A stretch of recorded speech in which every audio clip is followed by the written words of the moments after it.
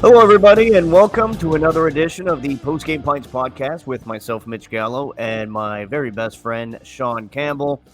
We're brought to you by LaBrosse Brewery and Cunningham's Pub, and we are at episode 99 today. That's right. Next week, we will break the century barrier, episode 100. But we got the Wayne Gretzky episode coming up, a lot to get to, the rapid fire in just a second, random sports thoughts, and a pop quiz for you. What's going on, Sean? Not much. I don't usually we talk about what number we're at in 99, so this is pretty easy. I mean, this is all about Wayne Gretzky. I do have a Wayne Gretzky jersey. I should be wearing it. I know where it is too. I don't know how long you can delay and I can go get it. I just thought of it now. Then since it's episode 99, it's one of my favorite jerseys. Thanks to the Voth, the voice of the Montreal Canadiens, Dan Robertson, who gave it to me. Is the beautiful one that says Campbell across, but it's got Gretzky on the back, so you know it's the best. Hard to go wrong with a Wayne Gretzky jersey. That's a nice one, Sean. I have to say, people of my generation probably go with the silver and black LA Kings jersey when they think of Uh, Wayne Gretzky. Your generation probably the Edmonton Oilers, Wayne Gretzky. My brother's 5 years younger, probably the New York Rangers version of Wayne oh, Gretzky, and very few, the mhm. St. Louis Blues version of Wayne Gretzky. I think I have the All Star Gretzky. So if with all the different jerseys that he wore, the one that when he was All Star, because he was always an All Star, so that kind of works out. I think have the best version of those jerseys, and I do feel like I'm cheating on Mario a little bit because Mitch, from our long conversations, I'm more of a Mario guy than a Wayne guy. So I do think at some point I need to get a Mario jersey, just because I have a Wayne jersey. I'm just trying to figure out which version of the Penguins do I get?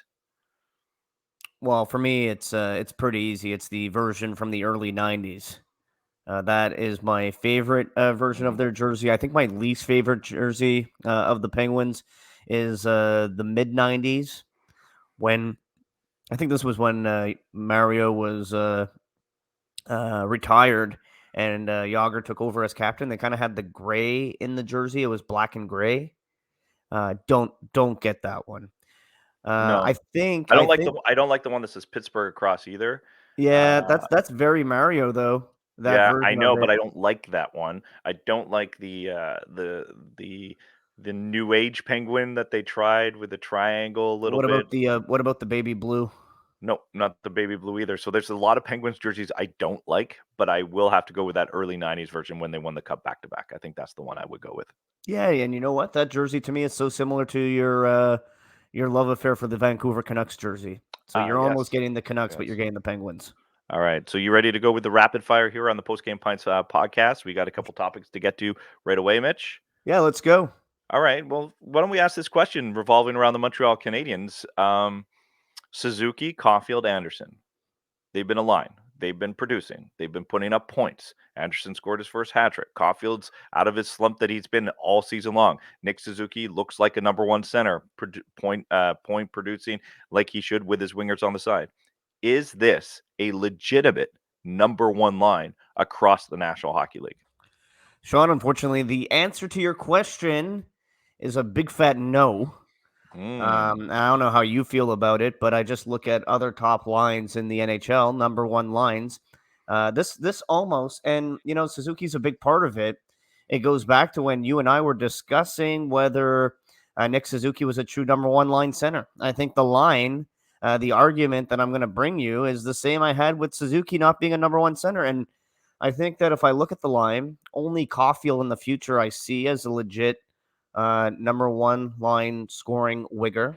I don't see that for Suzuki, and I think Anderson is better suited for a number two role because I don't think he has any of those natural offensive talents.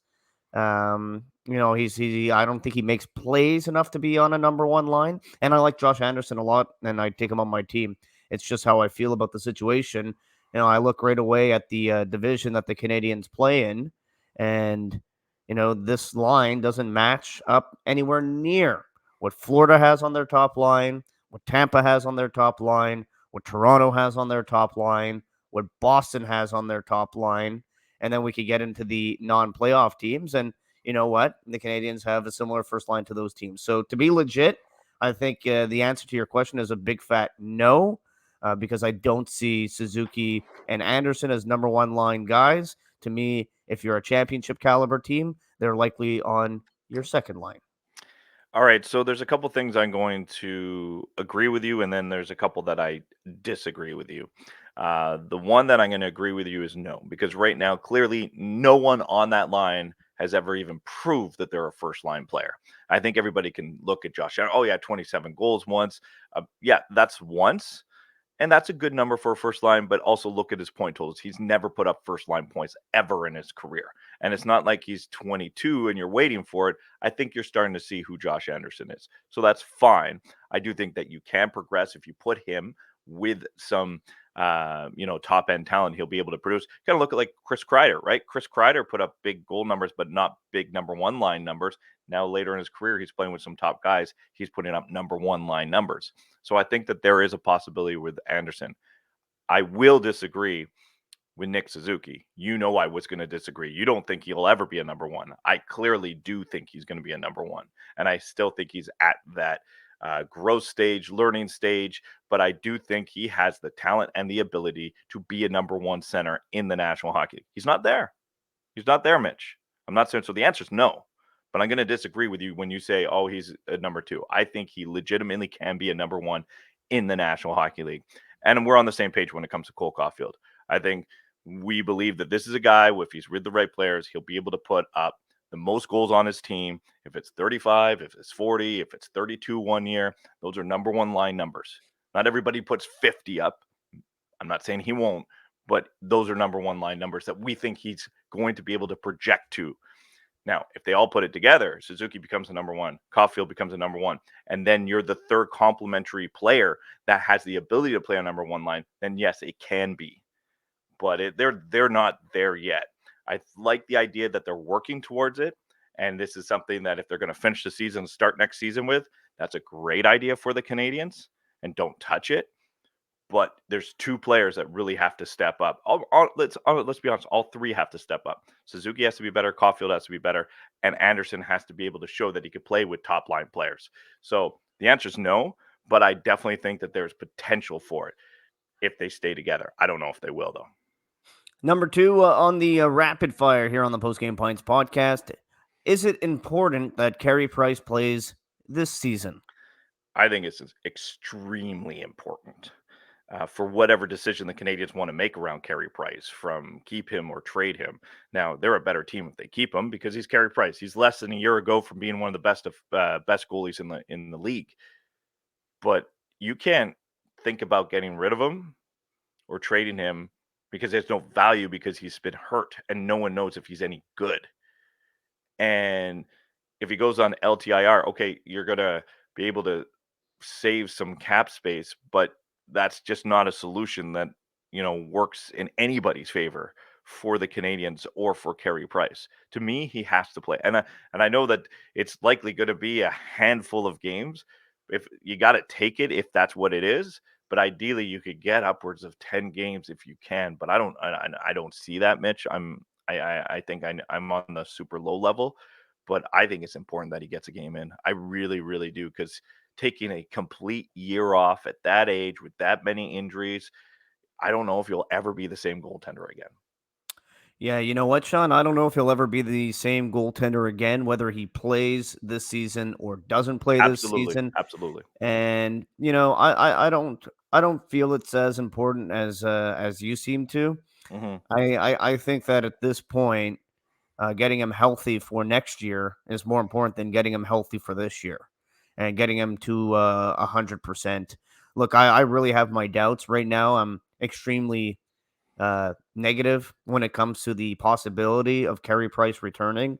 I just don't really see a situation where he's having setback after setback and the knee is still bothering him and he is out for 9 months, and then 9 months and 2 weeks he's okay.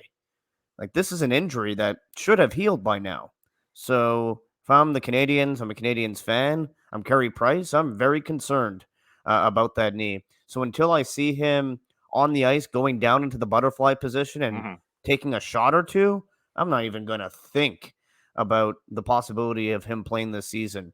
Sean, we flipped the calendar this week. We're in the month of March. March, April season. We're talking 2 months left and a very condensed schedule, by the way, to get these Yeah. games in the next 2 months.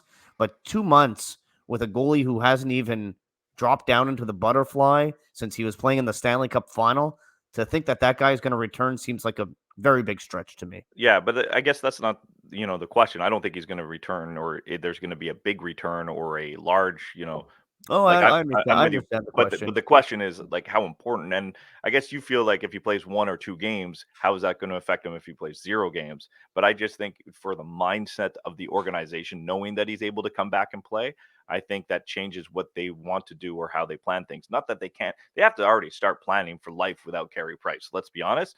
And their plan of Kane and Primo may have taken a couple years back. I'm not saying that he's not going to be ready, but they might be like, okay, we need something in the middle here to help out. And maybe Jake Allen's the guy. He still has a year left on his contract, but you got to figure out something, and you don't know unless he plays. If he doesn't play, then that question looms through the months of May, June, July, August, September until you have training camp next year. And that's just a huge question mark for the Canadians for a guy that is slated to probably play, if he's healthy or says he's healthy, 45 to 50 games next year. All right, last one. Um, Mitch, a lot of talk because there's been rumors swirling that Kent Hughes wants to get rid of some cash and move some players off, and then this summer do the quick rebuild or change of the roster and target some high profile free agents. This is a question that's going to be taken from now until the summer. But do you think the Canadians should be targeting high profile? And I'm not talking about the $3-4 million players. I'm talking the big fish on July 13th when free agency opens. 100%. Why would you not? Mm, I don't see a logical argument as to why you would not target a high profile, unrestricted free agent. Sean, championship caliber teams are built through the draft, by trades, and by free agency. The best teams do it all. There's not one way to find a player. You have to accumulate mhm, 23 players that are going to contribute to a Stanley Cup. All right? Now look, I know that you have to be cautious in free agency, and I'm not saying they should go out there and be reckless and mhm. have a plan A, B, C, D, E, and give all that money to plan E if plan A through D don't work. That's not what I'm saying they should do. And I'm also not saying they should give out 5 or 6 year contracts to players in their mid 30s. But if either you have a player who gets to unrestricted free agency at a very young age, 27, 28, then you could sign that player. Very comfortable with a player at that age. I look at the Alex Petrangelos of the world, the guy who signed his Mhm. contract. I think he was 27 years old. That age category. Or you could go for a shorter term deal on a guy in his mid 30s. I'm comfortable with that too. A 2 or 3 year deal to say a guy like Christopher Letang or Patrice Bergeron. And obviously, there's reasons I'm throwing out those two names. Malkin. I, I think you have to do everything you can to acquire as many good players as possible. I'll never say no to a Yeah. good player. So my answer is yes, they should. Yeah, I always like the idea of, when you can get a high price player, and maybe the 30-year-olds are something that I'd be a little hesitant about just because where the Canadians are with some of their other players. And I'm not against it, but I'd be a little bit more hesitant. But I mean, I've never had a problem paying some players that are entering their prime big money because you know what they're going to get. Don't do the Andrew Ladd or the Milan Lucic, right? When you're talking about depth player, get a legit number one player and pay them. And if you're going to pay them, then you know what you're going to get. And this is someone that is like a proven commodity. So I have no problem if the Canadians are going to go into that direction because you always worry about spending too much on your third line or your second line, but when you're spending money on your first line, it really doesn't matter. So when you're talking about a Philip Forsberg or a Thomas Hurdle, I have no problem. Or a few years ago, New York Rangers with Artemi Panarin. Zero issue with what they did, and I know that they threw. You go, whoa, that's a lot of money. Yeah, I think it's working out for them. I think it's working out for them. You ready for some random sports thoughts, Mitch? Sure am. All right. This is the one. Do we want to do? This one. This worked for you? Yeah, that's fine. Okay. It's a good level for you. Do you want me to adjust the volume? A little lower, higher? Perfect. That's perfect. Okay. I thought it was. It's time for random sports thoughts. Just sometimes we think of things and we want to throw it out there. Have your random sports thoughts. What do people do with their random sports thoughts, Mitch? Here on the Post Game Pints podcast, brought to you by LaBrosse and Cunningham's Pub. They can send us their random sports thoughts on Twitter at Mitchie Gallo, at Sean R. Campbell, or at Post Game Pints. All right. I'm going to start with a little NFL and one of my favorite football players, because we still don't know his future, Aaron Rodgers. Right? Well, his future seems like $50 million for one season, but yeah, we don't know. Yeah, exactly. Had a good editor headline for that too. Okay, maybe another time. Yeah, Aaron Rodgers loves the green. Get with the green. Yeah. Shout out to the Green Phantom. I think Aaron Rodgers thrives on drama. I think he enjoys drama. Not only in his life. How many times have we heard about these breakups with his girlfriends? Shailene, however you say her first name, Woodley, Olivia Munn. I mean, it's always public, and and then you get into the drama of, oh, I want to move on, I don't want to move on, I'm gonna be the spotlight, and then let's be honest, the drama on the field, which he thrives in as well. I think that how some personalities in your life are dramatic people that enjoy creating drama or being in the midst of drama. Mitch, I know you have people like that in your life. I think Aaron Rodgers is one of those. So I'm taking everything with a grain of salt, because I think he does half of this on purpose, and it's just all going to come back and everything's going to be normal. But he thrives on drama, and he excels in that situation on the football field. And I think he's trying to bring that to his everyday life. You're calling Aaron Rodgers a drama king. Yep. I don't think I'm wrong. All right, Sean, my first round of sports thought. I'm going to go to the world of Major League Baseball. Ooh, I have a baseball one too.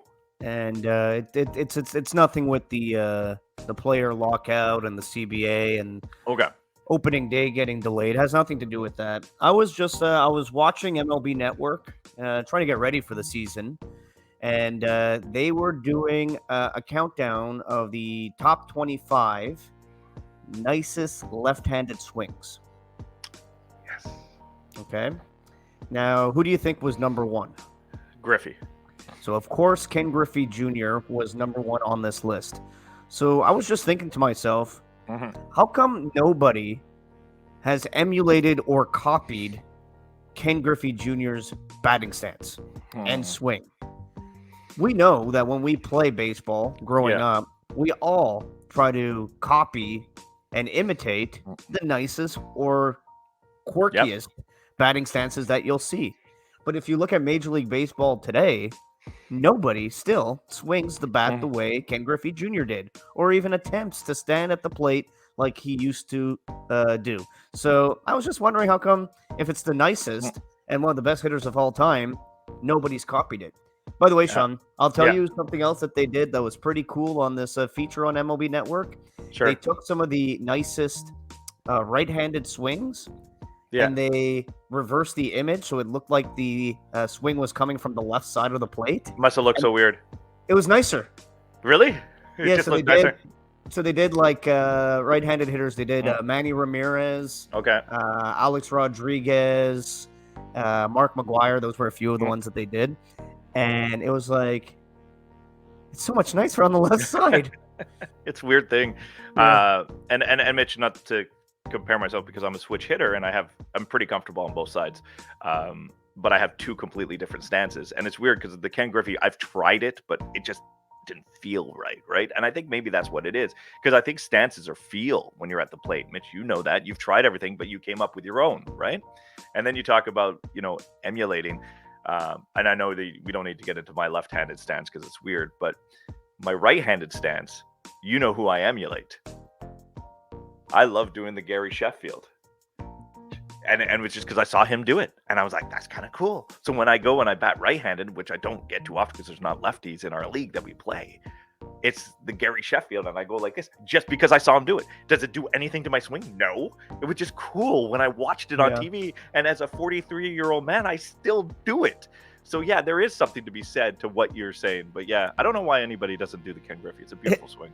And it's funny that you say that about Sheffield because growing up and going to baseball camps and learning some fundamentals, they used to always try to take all that junk out of the game.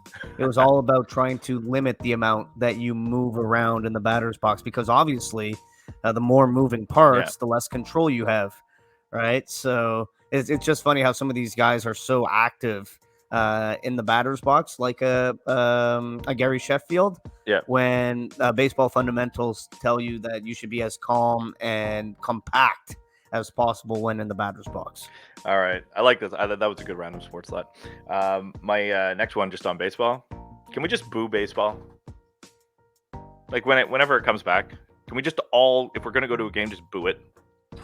Just boo the sport. Yeah, just boo the players. Let's boo the owners. I enjoy baseball. I want to go to a baseball game. I want to be. I want it to come back. But when it comes back, can we like really boo it? Like every time we go. And I know they'll get my money that way, and that's all they really care about. But let's boo baseball when it comes back. Whenever that's going to be. Yeah, and you know what, Sean? It's funny because if anybody's going to get booed, it's going to be Rob Manfred. And I've dealt with the player strike in 1994.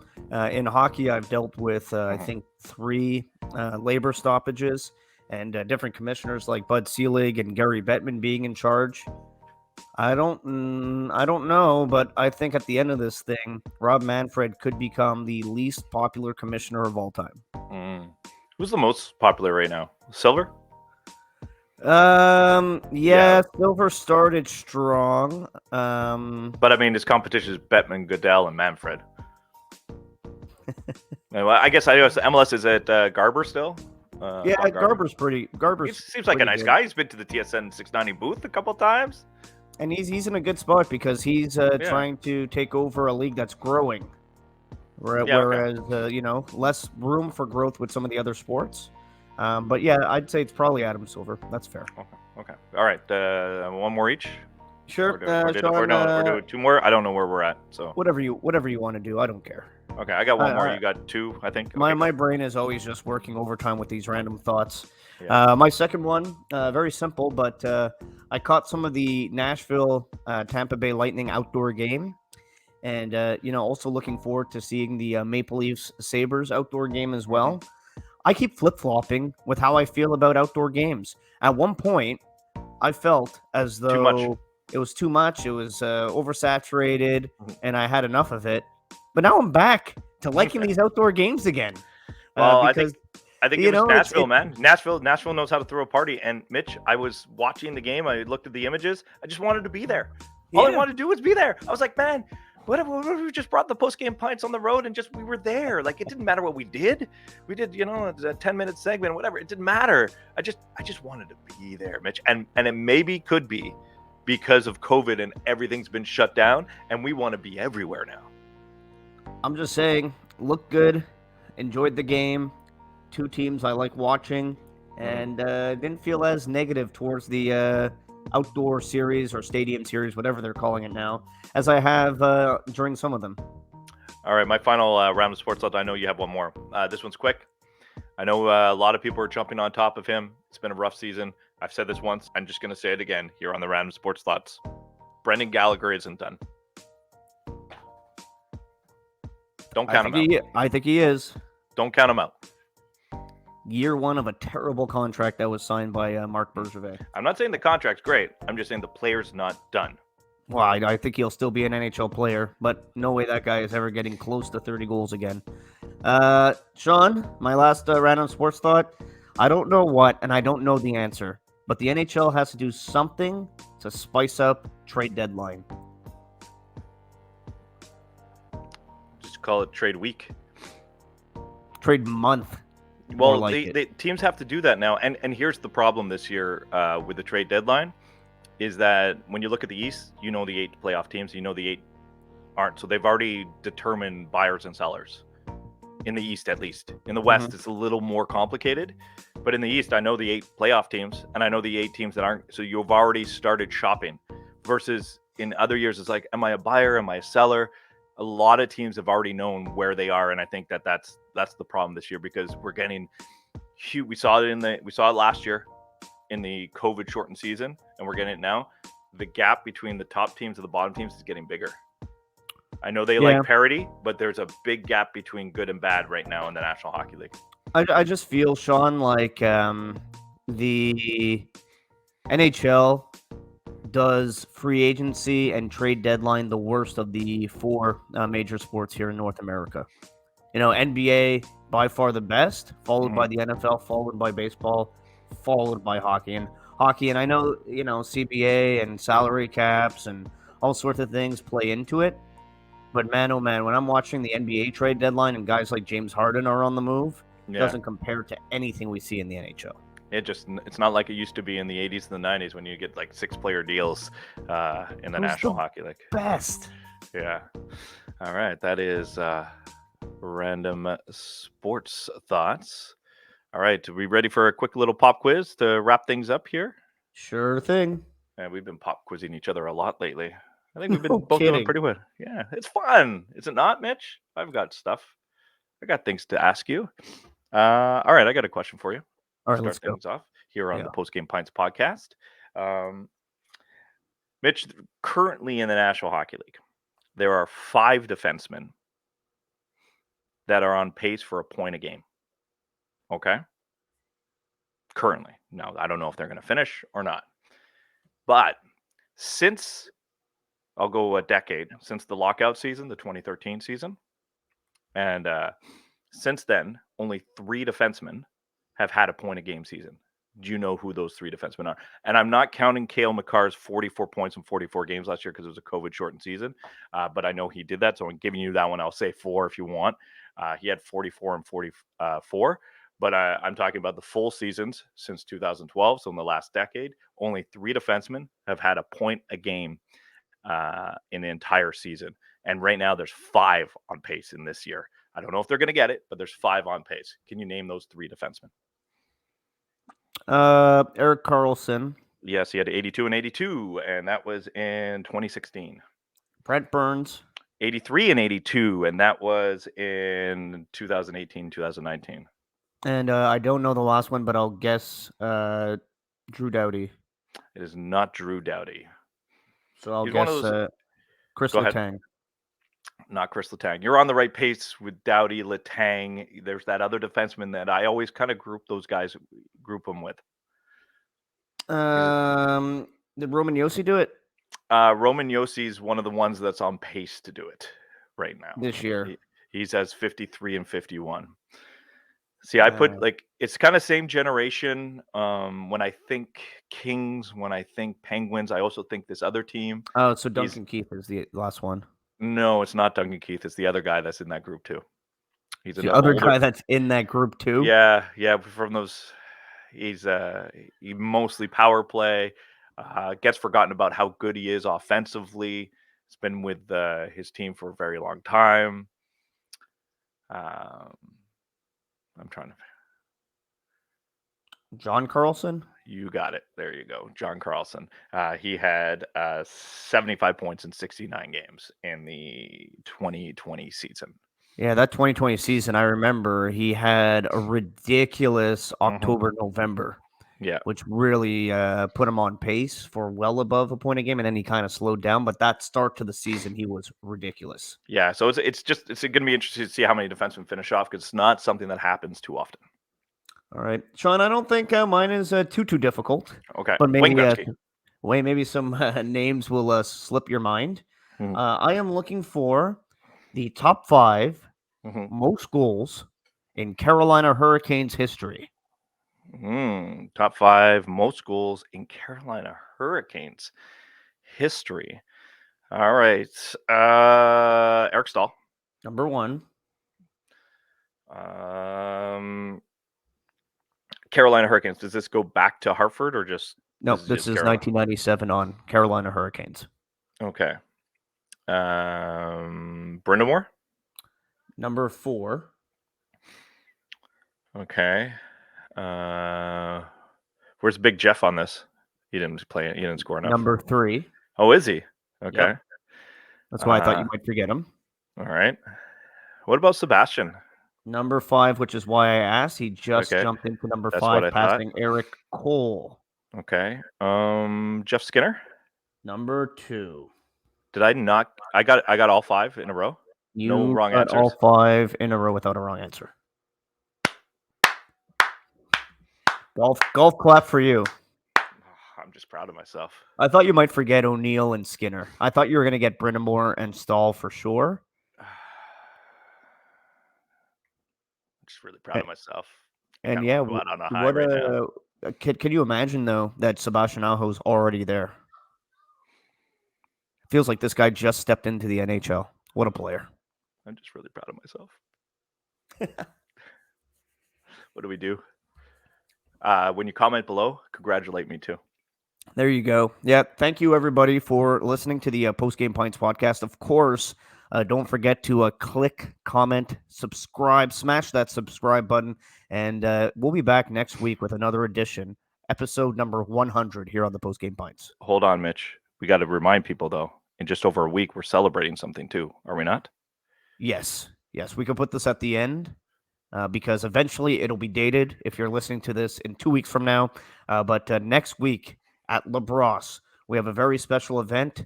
Happy birthday to anybody who had a birthday during lockdown.